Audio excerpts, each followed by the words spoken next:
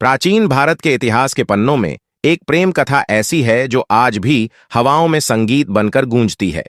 यह कहानी केवल दो प्रेमियों के मिलन की नहीं है, बल्कि यह कहानी है साहस की, संगीत की और कूटनीति की। यह गाथा है वत्स देश के राजा उदयन और अवंती की राजकुमारी वासवदत्ता की। वत्स देश की राजधानी कौशांबी अपनी सुंदरता और समृद्धि के लिए जानी जाती थी। वहां के महलों के शिखर बादलों को छूते थे और वहां की प्रजा सुख और शांति से जीवन व्यतीत करती थी। उस महान राज्य के स्वामी थे राजा उदयन। राजा उदयन केवल एक वीर योद्धा ही नहीं थे, बल्कि वह कला और संगीत के भी अनन्य भक्त थे। उनका रूप कामदेव के समान मोहक था और उनकी वीरता की कहानियां दूर दूर तक सुनाई देती थीं। किंतु उदयन के पास एक ऐसी शक्ति थी जो उन्हें दुनिया के बाकी राजाओं से अलग बनाती थी। वह थी उनकी वीणा, जिसे घोषवती कहा जाता था। जब उदयन अपनी घोषवती वीणा के तारों को छेड़ते थे तो मानो समय थम जाता था। जंगल के हिंसक पशु अपनी हिंसा छोड़कर उनके चरणों में आकर बैठ जाते थे। क्या शेर और क्या हाथी, सभी उनके संगीत के वश में हो जाते थे। हाथियों को वश में करने की यह अद्भुत विद्या उदयन को अपने पूर्वजों से नहीं, बल्कि गंधर्वों से प्राप्त हुई थी। दूसरी ओर उज्जैनी नगरी में राजा चंड प्रद्योत का शासन था। प्रद्योत एक अत्यंत शक्तिशाली और महत्वाकांक्षी राजा थे। उनकी सेना विशाल थी और उनका प्रभाव चारों दिशाओं में फैला हुआ था। परंतु प्रद्योत के मन में एक ही कांटा चुभता रहता था, और वह था राजा उदयन। प्रद्योत जानते थे कि जब तक उदयन स्वतंत्र है, तब तक वह भारतवर्ष के एक छत्र सम्राट नहीं बन सकते। लेकिन वह यह भी जानते थे कि युद्ध के मैदान में उदयन को हराना लोहे के चने चबाने जैसा है। उदयन की चतुरंगी सेना और उनकी युद्ध नीति को भेदना असंभव था। प्रद्योत ने सोचा कि जब बल से काम न बने तो छल का सहारा लेना चाहिए। उसने अपने मंत्रियों के साथ मिलकर एक भयानक षड्यंत्र रचा। उसे पता था कि राजा उदयन को हाथियों का शिकार करने और उन्हें पकड़ने का बहुत शौक है। बस यही वह कमजोरी थी जिसका लाभ प्रद्योत उठाना चाहता था। योजना के अनुसार उज्जैनी के कुशल कारीगरों ने लकड़ी का एक विशाल हाथी बनाया। वह हाथी देखने में इतना असली लगता था कि कोई भी धोखा खा जाए। उस कृत्रिम हाथी के पेट में प्रद्योत ने अपने सबसे वीर और ताकतवर सैनिकों को छिपा दिया। उस हाथी को विंध्याचल के घने जंगलों में उस स्थान पर खड़ा कर दिया गया जहां राजा उदयन अक्सर शिकार के लिए आया करते थे। उदयन को गुप्तचरों द्वारा सूचना भिजवाई गई कि जंगल में एक अद्भुत और विशाल हाथी देखा गया है। ऐसा हाथी जिसके लक्षण उत्तम हैं और जो राजा की सवारी के योग्य है। हाथियों के प्रेमी उदयन यह खबर सुनते ही रोमांचित हो उठे। उन्होंने तुरंत अपने कुछ विश्वासपात्र सैनिकों और अपने प्रिय मंत्री योगंधरायण की सलाह के विरुद्ध जंगल की ओर प्रस्थान किया। मंत्री योगंधरायण को कुछ अनिष्ट की आशंका थी, लेकिन उदयन के उत्साह के आगे उनकी एक न चली। जंगल में पहुंचकर उदयन ने उस विशाल हाथी को देखा। वह दूर से ही अपनी सूंड हिला रहा था, जिसे किसी यांत्रिक विधि से संचालित किया जा रहा था। उदयन उस हाथी के रूप को देखकर मंत्रमुग्ध हो गए। उन्होंने अपने सैनिकों को पीछे रहने का आदेश दिया और अपनी घोषवती वीणा लेकर अकेले ही उस हाथी को वश में करने के लिए आगे बढ़े। उदयन धीरे धीरे वीणा बजाते हुए उस हाथी के समीप पहुंचे। संगीत की मधुर स्वर लहरियां पूरे वन में गूंजने लगीं। उदयन पूरी तरह से संगीत में लीन थे। उनकी आंखें बंद थीं और उंगलियां वीणा के तारों पर थिरक रही थीं। जैसे ही वह हाथी के एकदम करीब पहुंचे, हाथी का पेट खुला और उसमें से प्रद्योत के सशस्त्र सैनिक बाहर निकल आए। उदयन संभल पाते इससे पहले ही उन्हें चारों ओर से घेर लिया गया। वह निहत्थे थे और संगीत में मग्न थे। सैनिकों ने उन्हें बंदी बना लिया। राजा उदयन ने संघर्ष किया, लेकिन छल के आगे वीरता को झुकना पड़ा। उन्हें बंदी बनाकर उज्जैनी ले जाया गया। उज्जैनी में राजा प्रद्योत ने उदयन का स्वागत एक शत्रु की तरह नहीं, बल्कि एक अतिथि की तरह किया। लेकिन यह केवल दिखावा था। असल में उदयन एक सोने के पिंजरे में कैद पंछी की तरह थे। प्रद्योत की इच्छा थी कि उदयन उसकी अधीनता स्वीकार कर ले और वत्स राज्य उज्जैनी का हिस्सा बन जाए। परंतु स्वाभिमानी उदयन ने स्पष्ट कह दिया कि वह प्राण त्याग देंगे, लेकिन अपनी स्वतंत्रता नहीं बेचेंगे। प्रद्योत के महल में उसकी एक अत्यंत रूपवती कन्या थी, जिसका नाम था वासवदत्ता। वासवदत्ता का रूप ऐसा था मानो विधाता ने उसे बड़ी फुर्सत से बनाया हो। उसकी आंखें मृग के समान चंचल थीं और उसकी वाणी में कोयल जैसी मिठास थी। वासवदत्ता संगीत की बहुत शौकीन थी। वह वीणा बजाना सीखना चाहती थी, लेकिन उसे कोई योग्य गुरु नहीं मिल पा रहा था जो उसे गंधर्वों जैसी विद्या सिखा सके। प्रद्योत के मन में एक विचार आया। उसने सोचा कि क्यों न उदयन को वासवदत्ता का संगीत शिक्षक बना दिया जाए। इससे उदयन का अपमान भी होगा और वासवदत्ता को सर्वश्रेष्ठ शिक्षा भी मिलेगी। लेकिन यहां एक समस्या थी। उदयन अत्यंत सुंदर थे और वासवदत्ता अनुपम सुंदरी। प्रद्योत को डर था कि कहीं दोनों एक दूसरे के प्रेम में न पड़ जाएं। अगर ऐसा हुआ तो उसकी सारी योजनाएं मिट्टी में मिल जाएंगी। इस समस्या के समाधान के लिए प्रद्योत ने एक झूठ का सहारा लिया। उसने उदयन के पास जाकर कहा, राजन, मेरी एक पुत्री है जो वीणा सीखना चाहती है, लेकिन दुर्भाग्य से वह कुबड़ी है और देखने में अत्यंत कुरूप है। उसे समाज के सामने लाने में मुझे लज्जा आती है। क्या आप उसे बिना देखे केवल पर्दे की ओट से संगीत सिखाना स्वीकार करेंगे? संगीत के पुजारी उदयन ने सोचा कि विद्या देने में रूप या कुरूप का क्या काम। उन्होंने प्रद्योत की शर्त मान ली।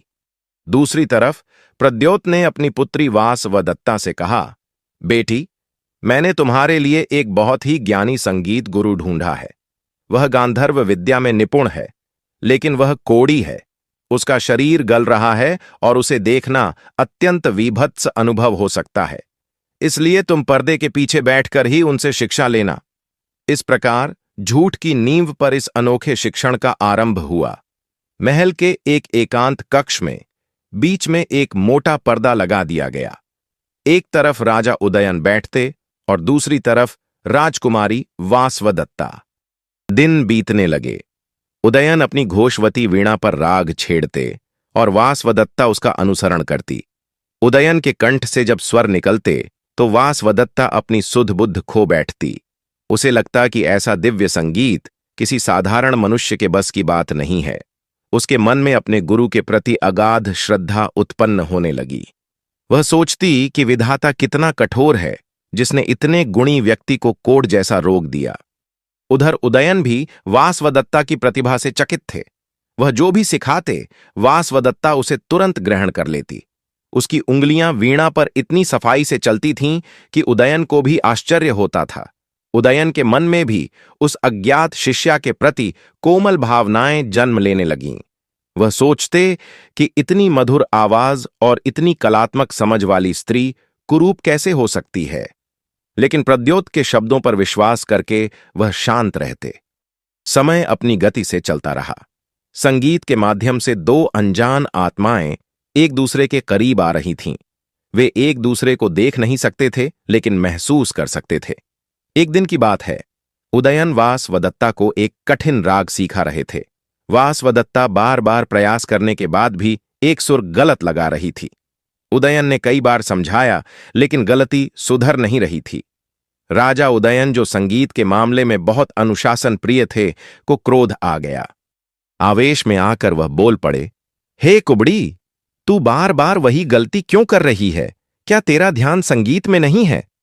वासवदत्ता को यह सुनकर बहुत आघात लगा। वह राजकुमारी थी और अपनी सुंदरता के लिए प्रसिद्ध थी। किसी ने आज तक उसे कुबड़ी तो क्या, ऊंची आवाज में बात भी नहीं की थी। उसे भी क्रोध आ गया। उसने पलटकर जवाब दिया, हे कोढ़ी गुरु, आप अपनी विद्या का अहंकार न करें। आप केवल एक शिक्षक हैं, कोई राजा नहीं जो मुझ पर चिल्लाएं। यह सुनते ही दोनों सन्न रह गए। उदयन ने सोचा, इसे किसने कहा कि मैं कोढ़ी हूं? और वासवदत्ता ने सोचा, इन्हें किसने बताया कि मैं कुबड़ी हूं? सत्य को जानने की तीव्र इच्छा दोनों के मन में जागी। उदयन से रहा नहीं गया। उन्होंने तेजी से आगे बढ़कर बीच में लटके हुए उस पर्दे को खींच दिया। पर्दा नीचे गिर पड़ा। जैसे ही पर्दा हटा, समय मानो वहीं ठहर गया। उदयन के सामने कोई कुबड़ी स्त्री नहीं, बल्कि साक्षात सौंदर्य की देवी खड़ी थी। उसका मुख चंद्रमा के समान दमक रहा था और उसकी आंखों में आश्चर्य और भय का मिश्रित भाव था। उधर वासवदत्ता की आंखें फटी की फटी रह गईं। उसके सामने कोई कोढ़ी या रोगी नहीं, बल्कि कामदेव जैसा सुंदर और तेजस्वी पुरुष खड़ा था। उसके माथे पर राजसी तेज था और कंधों पर वीर योद्धा का बल। दोनों एकटक एक दूसरे को देखते रहे। नयनों से नयनों का मिलन हुआ और उसी क्षण वह झूठ की दीवार ढा गई जो प्रद्योत ने खड़ी की थी। उदयन ने धीरे से पूछा, राजकुमारी, क्या तुम ही वह शिष्या हो जिसे मैं कुरूप समझता रहा? वासवदत्ता ने लज्जा से सिर झुकाकर कहा, और क्या आप ही वह गुरु हैं जिन्हें मेरे पिता ने कोढ़ी बताया था? दोनों समझ गए कि राजा प्रद्योत ने उनके साथ छल किया है। इस छल ने उनके प्रेम को और भी गहरा कर दिया। अब संगीत की कक्षाओं का स्वरूप बदल गया। अब वहां केवल राग और रागनियां नहीं, बल्कि प्रेम के तराने गूंजने लगे। उदयन और वासवदत्ता घंटों बातें करते। उदयन उसे अपनी राजधानी कौशांबी के किस्से सुनाते और वासवदत्ता उज्जयिनी की कहानियां। लेकिन वे जानते थे कि उनका यह प्रेम उज्जयिनी की दीवारों में कैद नहीं रह सकता। प्रद्योत कभी भी उनके विवाह के लिए सहमत नहीं होगा। उदयन एक बंदी राजा थे और वासवदत्ता शत्रु की पुत्री। उनका मिलन असंभव सा प्रतीत होता था। इसी बीच उदयन के चतुर मंत्री यौगंधरायण को उदयन के जीवित होने और उज्जयिनी में कैद होने का समाचार मिल गया था। यौगंधरायण ने कसम खाई थी कि वह अपने राजा को सम्मान सहित वापस लाएगा। उसने एक अद्भुत योजना बनाई। यौगंधरायण वेश बदलने में माहिर था। उसने एक पागल का वेश धारण किया। फटे पुराने कपड़े, बिखरे हुए बाल और धूल से सना हुआ शरीर। वह उज्जैनी की गलियों में पागलों की तरह हंसता और बड़बड़ाता हुआ घूमने लगा। कोई उसकी ओर ध्यान नहीं देता था। इसी वेश में उसने महल के सेवकों और प्रहरियों से मित्रता कर ली और गुप्त रूप से महल की सारी जानकारी हासिल कर ली। यौगंधरायण ने किसी तरह उदयन तक संदेश पहुंचाया। उदयन को जब पता चला कि उनका प्रिय मंत्री उन्हें छुड़ाने आ गया है, तो उनकी आशाएं फिर से जाग उठीं। उदयन ने यौगंधरायण से गुप्त रूप से भेंट की। यौगंधरायण ने कहा, महाराज, अब समय आ गया है। हमें यहां से निकलना होगा, लेकिन आप अकेले नहीं जाएंगे। उदयन ने वासवदत्ता की ओर देखा और कहा, हां, मैं वासवदत्ता के बिना नहीं जाऊंगा। यौगंधरायण मुस्कुराया। वह जानता था कि ऐसा ही होगा। उसने कहा, योजना तैयार है महाराज। हम बल से नहीं, बुद्धि से काम लेंगे। राजा प्रद्योत के पास भद्रवती नाम की एक अत्यंत तेज और शक्तिशाली हथनी है। वह हवा से बातें करती है। हमें उसी पर सवार होकर भागना होगा। वासवदत्ता के लिए यह निर्णय बहुत कठिन था। एक तरफ उसका पिता और उसका राज्य था और दूसरी तरफ उसका प्रेम। लेकिन उदयन के प्रेम में वह अपना सर्वस्व न्यौछावर करने को तैयार थी। उसने महल के महावत को अपनी ओर मिला लिया और भद्रवती हथनी को यात्रा के लिए तैयार करने का आदेश दिया। योजना यह थी कि कृष्ण पक्ष की अंधेरी रात में जब प्रद्योत के सैनिक सो रहे होंगे, तब वे लोग महल के पिछले द्वार से निकलेंगे। लेकिन खतरा बहुत बड़ा था। अगर वे पकड़े गए तो उदयन को मृत्युदंड दिया जा सकता था और वासवदत्ता को आजीवन कारावास।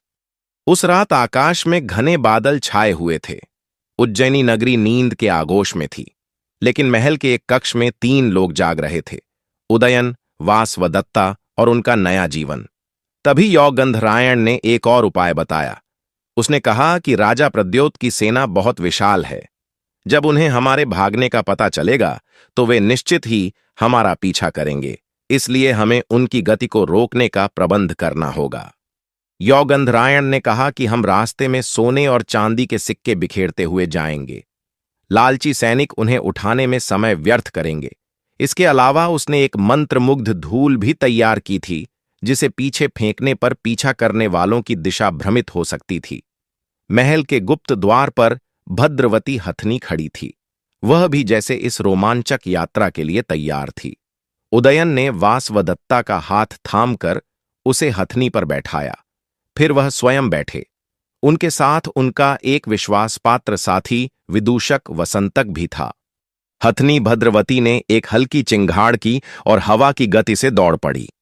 महल के पहरेदारों को जब तक कुछ समझ आता वे आंखों से ओझल हो चुके थे, लेकिन असली चुनौती अभी शुरू हुई थी। उज्जयिनी का मुख्य द्वार बंद था। प्रहरियों ने उन्हें रोकने का प्रयास किया। उदयन ने अपनी तलवार निकाल ली। उन्होंने बिजली की तेजी से प्रहार किया और द्वारपालों को हटाकर द्वार खोल दिया। भद्रवती उन्मुक्त होकर बाहर निकली। उज्जैनी के बाहर खुला मैदान था और उसके बाद विंध्याचल के घने जंगल। स्वतंत्रता उनके सामने थी, लेकिन मौत उनका पीछा कर रही थी। सुबह होते ही राजा प्रद्योत को खबर मिल गई। उसका क्रोध 7वें आसमान पर पहुंच गया। उसने अपने सबसे तेज घुड़सवारों और सेना को आदेश दिया कि उदयन का सिर और वासवदत्ता को जिंदा वापस लाया जाए। प्रद्योत का पुत्र पालक भी अपनी विशाल सेना लेकर उनके पीछे दौड़ा। घोड़ों की टापों से धरती कांपने लगी। धूल का गुब्बार आसमान छूने लगा। इधर भद्रवती अपनी पूरी शक्ति से दौड़ रही थी। वासवदत्ता उदयन से लिपटी हुई थी। उसका दिल जोर जोर से धड़क रहा था। उदयन की आंखों में एक ही लक्ष्य था, कौशांबी। अंधेरी रात का सन्नाटा घोड़ों की टापों और भद्रवती हथनी की भारी भरकम कदमों की गूंज से टूट रहा था। हवा सनसनाती हुई कानों के पास से गुजर रही थी। राजा उदयन और राजकुमारी वासवदत्ता का जीवन अब उस हथनी की गति पर निर्भर था। भद्रवती मानो हवा से बातें कर रही थी। उसे भी आभास हो गया था कि आज उसकी पीठ पर केवल उसके स्वामी नहीं, बल्कि प्रेम का भविष्य सवार है। वासवदत्ता ने भय और रोमांच के मिश्रित भाव से पीछे मुड़कर देखा। दूर क्षितिज पर मशालों की टिमटिमाती रोशनी दिखाई दे रही थी। वह रोशनी किसी तारे की नहीं, बल्कि मृत्यु का संकेत थी। राजा प्रद्योत की सेना पूरी ताकत से उनका पीछा कर रही थी। वासवदत्ता ने कांपती आवाज में कहा, स्वामी, वे लोग पास आ रहे हैं। मशालों की रोशनी बढ़ती जा रही है। क्या हम बच पाएंगे? उदयन ने एक हाथ से हथनी की लगाम संभाली और दूसरे हाथ से वासवदत्ता को अपनी ओर खींचा। उनकी बाहों में गजब का आत्मविश्वास था। उन्होंने कहा, वासवदत्ता, जब तक मेरे हाथों में शस्त्र हैं और हृदय में तुम्हारा प्रेम, तब तक काल भी हमें छू नहीं सकता। तुम केवल मुझ पर भरोसा रखो। तभी विदूषक वसंतक, जो पीछे बैठा था, चिल्लाया, महाराज, राजकुमार पालक की घुड़सवार सेना बहुत तेजी से आगे बढ़ रही है। उनके घोड़े हमारी हथनी से भी तेज दौड़ रहे हैं। हमें उन्हें रोकने के लिए कुछ करना होगा। उदयन को यौगंधरायण की योजना याद आई। उन्होंने वसंतक को संकेत किया। वसंतक ने अपने थैले से सोने के सिक्कों और कीमती रत्नों से भरी थैलियां निकालीं। उदयन ने आदेश दिया, वसंतक, इन्हें रास्ते में बिखेर दो। वसंतक ने मुट्ठी भर भर कर सोने के सिक्के और मोती पीछे फेंकने शुरू कर दिए। अंधेरे में भी सोने की चमक ने पीछा कर रहे सैनिकों की आंखों को चौंधिया दिया। सैनिकों ने जब रास्ते पर बिखरा हुआ खजाना देखा तो उनकी लालच उन पर हावी हो गई। पीछा करने वाले सैनिक अपने घोड़ों को रोककर नीचे कूद पड़े और पागलों की तरह सोना बटोरने लगे। उनके सेनापति चिल्लाते रहे, उन्हें आगे बढ़ने का आदेश देते रहे, लेकिन लालच के आगे अनुशासन टूट गया। सैनिकों में छीना झपट्टी मच गई। इस बाधा ने उदयन को कुछ और समय दे दिया। भद्रवती और तेजी से आगे बढ़ी। रात बीतने लगी और पूर्व दिशा में हल्का प्रकाश दिखाई देने लगा, लेकिन खतरा अभी टला नहीं था। राजकुमार पालक, जो प्रद्योत का पुत्र और वासवदत्ता का भाई था, अपनी सेना की इस हरकत से क्रोधित हो उठा था। उसने अपनी विशिष्ट टुकड़ी के साथ पीछा जारी रखा। ये सैनिक लालची नहीं थे, वे वफादार और क्रूर थे। सूरज की पहली किरण के साथ ही वे लोग विंध्याचल के बीहड़ रास्तों में प्रवेश कर गए। यहां का रास्ता पत्थरीला और कठिन था। भद्रवती की गति थोड़ी धीमी हो गई। अचानक एक तीर हवा को चीरता हुआ आया और उदयन के कंधे के पास से निकल गया। उदयन ने तुरंत पीछे देखा। पालक अपने कुछ तेज घुड़सवारों के साथ काफी करीब आ चुका था।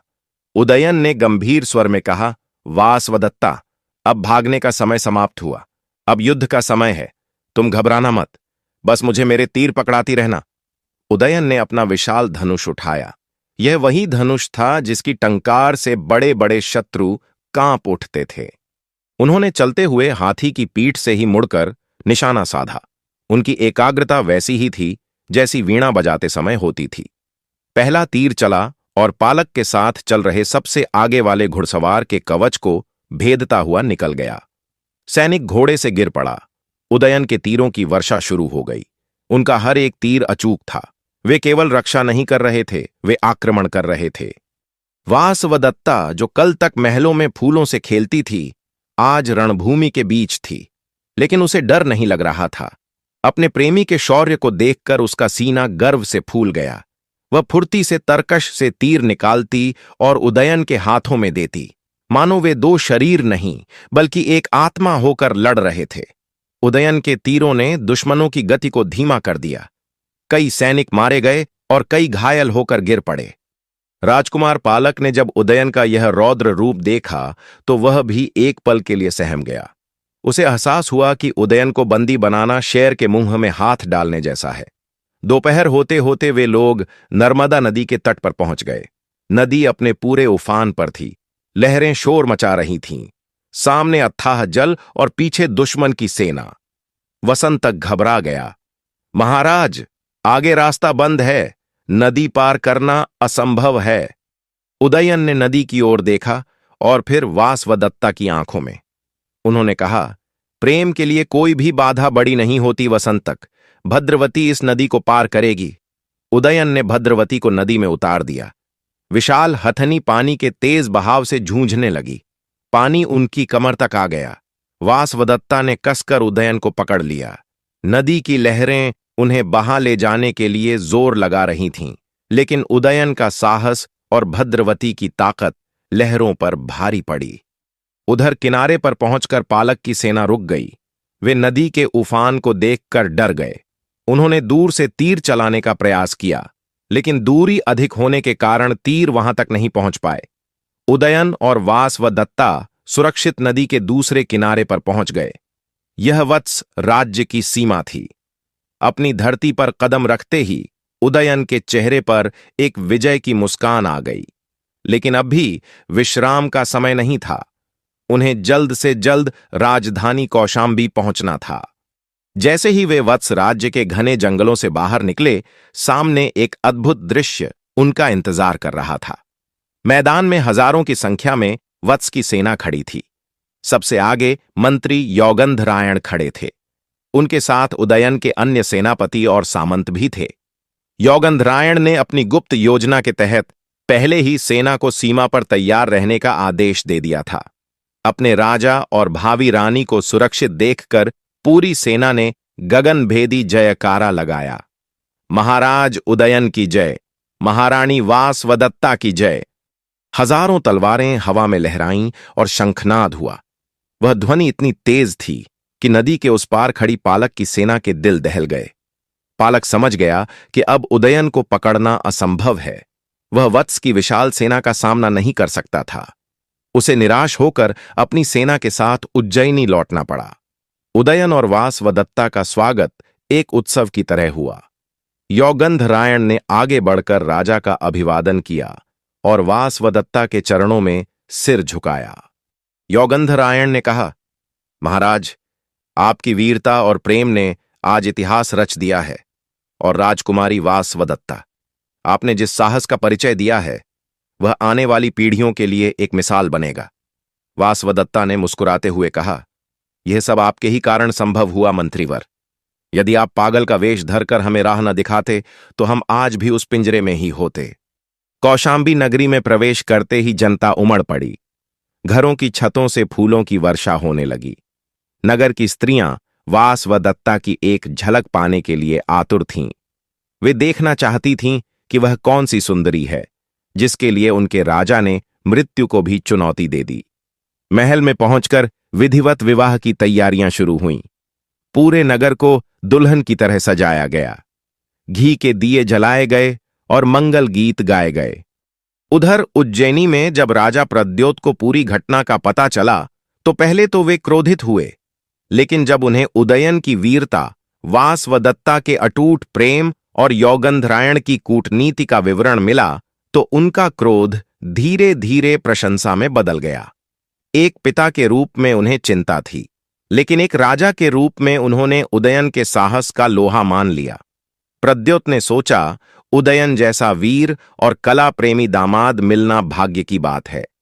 उन्होंने अपनी शत्रुता भुलाकर कौशांबी में मैत्री संदेश और विवाह के उपहार भिजवाए। इस प्रकार दो शक्तिशाली राज्यों वत्स और अवंती के बीच की पुरानी शत्रुता एक पवित्र रिश्ते में बदल गई। विवाह की रस्में बड़े ही धूमधाम से संपन्न हुईं। अग्नि को साक्षी मानकर उदयन और वासवदत्ता एक दूसरे के हो गए। विवाह के बाद की एक रात उदयन और वासवदत्ता अपने महल की छत पर खड़े थे। आसमान में पूरा चांद खिला था। उदयन ने अपनी घोषवती वीणा उठाई। आज उस वीणा से जो संगीत निकला वह पहले से भी अधिक मधुर और गहरा था, क्योंकि उसमें विरह की पीड़ा नहीं बल्कि मिलन का आनंद था। वासवदत्ता ने उदयन के कंधे पर सिर रखते हुए पूछा, स्वामी, क्या हमारा प्रेम हमेशा ऐसा ही रहेगा? उदयन ने वीणा को एक ओर रखकर वासवदत्ता का चेहरा अपने हाथों में लिया और कहा, वासवदत्ता, समय बदल सकता है, शरीर बूढ़े हो सकते हैं और नदियां सूख सकती हैं, लेकिन यह कहानी जो हमने अपने साहस से लिखी है यह अमर रहेगी। जब तक इस धरती पर संगीत रहेगा और जब तक प्रेमियों के दिल धड़केंगे, तब तक उदयन और वासवदत्ता का नाम एक साथ लिया जाएगा। और सचमुच उनकी वह बात सत्य सिद्ध हुई। सदियां बीत गईं, बड़े बड़े साम्राज्य मिट्टी में मिल गए, लेकिन यह प्रेम कथा आज भी उतनी ही जीवंत है। यह कहानी हमें सिखाती है कि सच्चा प्रेम केवल भावनाओं का खेल नहीं है, बल्कि यह त्याग, साहस और विश्वास की एक कठिन तपस्या है। जो इस तपस्या में तपता है वही इतिहास में अमर होता है। इस प्रकार राजा उदयन और रानी वासवदत्ता ने न केवल अपने प्रेम को पाया बल्कि अपने राज्यों को भी एकता के सूत्र में बांध दिया। उनकी यह विजय यात्रा केवल एक भागना नहीं था, बल्कि एक नए युग का आरंभ था। एक ऐसा युग जहां संगीत और शस्त्र, प्रेम और कर्तव्य एक साथ चलते थे। तो दोस्तों, यह थी राजा उदयन और राजकुमारी वासवदत्ता की अमर प्रेम कहानी। यह गाथा हमें सिखाती है कि प्रेम के मार्ग में बाधाएं तो आती हैं, लेकिन अगर इरादे मजबूत हों और मन में सच्चा विश्वास हो तो बड़ी से बड़ी ताकत भी प्रेम के आगे झुक जाती है। सच्चा प्रेम केवल संयोग नहीं होता, बल्कि उसे पाने के लिए साहस और त्याग की परीक्षा देनी पड़ती है। आपको यह ऐतिहासिक प्रेम कहानी कैसी लगी? हमें कमेंट करके जरूर बताएं। अगर इस कहानी ने आपके दिल को छू लिया है तो इस वीडियो को लाइक करना ना भूलें। ऐसी ही और रोचक और अनसुनी कहानियों के लिए आपके अपने चैनल वत्स टेल्स को अब भी सब्सक्राइब करें और घंटी के निशान को दबाना न भूलें, ताकि हमारी हर नई कहानी सबसे पहले आप तक पहुंचे। जल्दी ही मिलेंगे एक और नई कहानी के साथ। तब तक के लिए अपना ख्याल रखें और कहानियां सुनते रहें। धन्यवाद।